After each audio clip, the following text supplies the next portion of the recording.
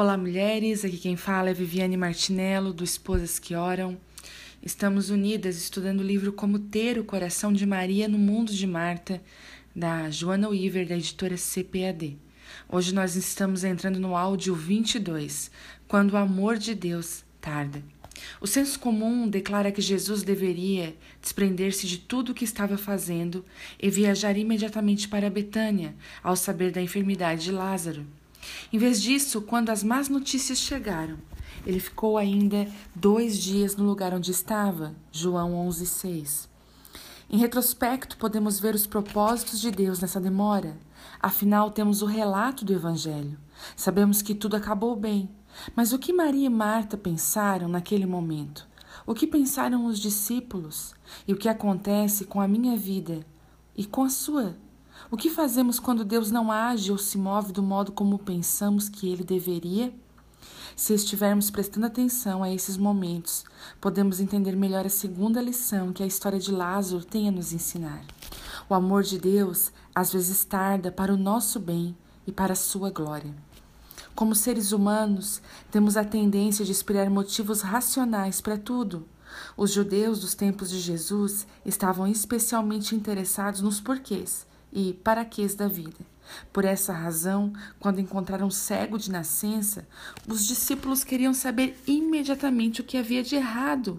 Rabi, perguntaram a Jesus, quem pecou, este ou seus pais, para que nascesse cego? João 9:2. Uma pergunta razoável, afinal, os professores da religião daquela época desenvolveram o princípio de que não há morte sem pecado, não há sofrimento sem iniquidade. Isso significava que onde havia aflição, também devia haver pecado. Talvez o homem tivesse pecado no ventre ou em um estado pré-existente. Talvez o homem merecesse a sua cegueira. Ou quem sabe, ele era uma vítima inocente do pecado de seus pais. A elite religiosa, juntamente com o povo comum, pensava em termos de causa e efeito muito mais do que pensamos hoje. Queremos explicações, queremos saber o porquê. Com uma pequena frase, Jesus derrubou o raciocínio dos religiosos e fez em pedaços suas filosofias, baseadas na ignomínia. Ele nem pecou, nem os seus pais. Jesus respondeu no versículo 3, mas foi assim para que se manifestem nele as obras de Deus.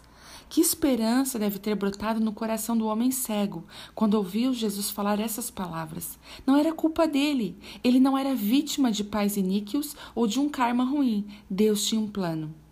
Com a saliva e a poeira do chão, Jesus fez compressa de lodo e colocou-a sobre os olhos do homem, dizendo-lhe para ir e se lavar no tanque de Siloé. O homem estava curado e seus vizinhos ficaram maravilhados. O Sinédrio tentou não levar em conta o milagre, mas através da tragédia de um homem sobreveio outro triunfo divino. Por causa do mundo caído, o homem nasceu cego, mas por meio daquele homem, Jesus Cristo foi glorificado. Não somos peças de um tabuleiro de xadrez celestial, consumíveis e sem importância. Somos estimados e fortemente amados. Não se vendem 5 passarinhos por 2 réis X? Jesus nos fez lembrar docemente de Lucas 12:6-7. E nenhum deles está esquecido diante de Deus. Não temais, pois mais valeis vós do que muitos passarinhos. Embora não seja possível compreendermos inteiramente porque o amor de Deus às vezes tarda, podemos descansar, certas de que este amor está sempre trabalhando. Talvez Deus não haja conforme os nossos horários, mas sabe a hora certa para fazer o melhor e Ele sempre faz o que é melhor para nós. Confiando no caráter de Deus. A terceira lição de Lázaro sublinha essa esperança. Os caminhos de Deus não são os nossos caminhos, mas o seu caráter ainda é fidedigno. Em outras palavras, não devemos nos atormentar mesmo quando parece que a esperança morreu. Não somos capazes de ver o fim da história, mas podemos confiar no contador de histórias. Marta e Maria, enquanto esperavam pela chegada de Jesus, sentadas junto ao leito de morte de Lázaro, só podiam se apoiar no conhecimento que tinham do caráter do Mestre. O que elas sabiam era suficiente para sustentá-las. Sabiam que Jesus amava o irmão delas. Sabiam que Jesus tinha poder para curar. Estavam cientes de que Jesus saberia o que fazer. Embora devam ter lutado contra o medo e a dúvida, creio que elas tinham a certeza fundamental de que Jesus faria tudo certo. Se você está lutando para persistir em meio às suas circunstâncias difíceis, deixe-me lembrá-la de voltar para onde você sabe sobre Deus. Abra a Bíblia e encontre as passagens e apegue-se a elas, passagens que revelam o coração e a fidelidade de Deus. Lembre-se que Deus é a sua força, Ele é a sua fonte de consolo, Ele não a deixará cair, Ele a ama intensamente e deseja apenas o melhor para você. Confiamos apenas em quem conhecemos, diz Martha Tennyson, uma conhecida conferencista. Se você está lutando para confiar em Deus, deve ser porque você não o conhece de verdade. Marta experimentou essa verdade na pele. Na volta para casa, após um fim de semana em um parque de diversões, o ônibus que levava 67 membros da juventude de sua igreja sofreu uma colisão frontal por causa de um motorista bêbado. 24 adolescentes e 3 adultos morreram no inferno resultante de um tanque de gasolina perfurado. Nas horas seguintes, Marta e seu marido, o pastor da igreja, tiveram de contar às famílias que os filhos e os amigos queridos estavam mortos. A dor era quase insuportável e por várias vezes Marta foi buscar a palavra, clamando ao Senhor, cuja fidelidade ela conhecia bem. Você descobre as coisas em que acredita de verdade nas horas mais escuras, diz Marta. Descobre que o Deus que você conhece é o Deus em quem você pode se apoiar também, mesmo quando suas histórias não são como achamos que deveriam ser. Lições da gramática de Deus. Minha experiência com gramática foi no mínimo manchada. Minha professora de inglês da 7ª série era uma mulher graciosa, mas ela não estava disposta a escolher os pronomes corretos ou particípios. Em vez de analisarmos frases e julgarmos verbos, passávamos as tardes pintando aquarelas e fazendo suflês. É verdade. Isso acontecia até o fim do semestre, quando parecia ser necessário dar mais atenção ao inglês do que para as outras tarefas. Então, nossa professora colava uma grande faixa de papel ao redor da sala com 150 questões de gramática, escritas nitidamente com caneta bastão. Era uma prova com consulta. Ela nos estimulou a espiar os livros de inglês que quase não eram abertos para que assim obtivéssemos a resposta. Não havia nenhum exercício para verificar se havíamos aprendido alguma coisa, apenas informações transferidas do livro para o nosso papel pautado escolar. Todos nós obtivemos notas impressionantes, mas foi somente no ensino médio que aprendi a utilidade da preposição e que você nunca deveria terminar uma frase com uma delas. Levou ainda mais tempo para que eu aprendesse as regras na escola divina da gramática. Você não sabia que Deus me ensinou gramática? Bem, Ele ensina. Tudo o que precisamos saber é conhecer um pouco da palavra, porque esse curso também envolve uma prova de consulta. Mas o professor não espera até o fim do trimestre para imprimir as questões e aplicá-las à turma. Pelo contrário, Deus permite que as vejamos todos os dias. Essas questões saem das nossas vidas. As respostas são encontradas nele e em sua palavra. Tenho curiosidade de saber o que Marta e Maria sentiram quando finalmente receberam notícias de Jesus. Elas estavam esperando há dias, mas em lugar do mestre, a única pessoa vista subindo a rua era um mensageiro sem fôlego, com uma mensagem que soou vazia em seus ouvidos. Essa enfermidade não é para a morte. É difícil ter esperança quando ela já está morta. É difícil crer nas promessas de Deus quando o corpo do seu irmão jaz na sala de estar. No entanto, os caminhos de Deus não são os nossos caminhos. Seus enredos geralmente não tomam a direção que esperamos, e até mesmo a gramática de Deus não é a nossa gramática. É neste cenário de desespero que encontramos a regra número 1 da gramática de Deus. Ouça com atenção. Haverá uma prova.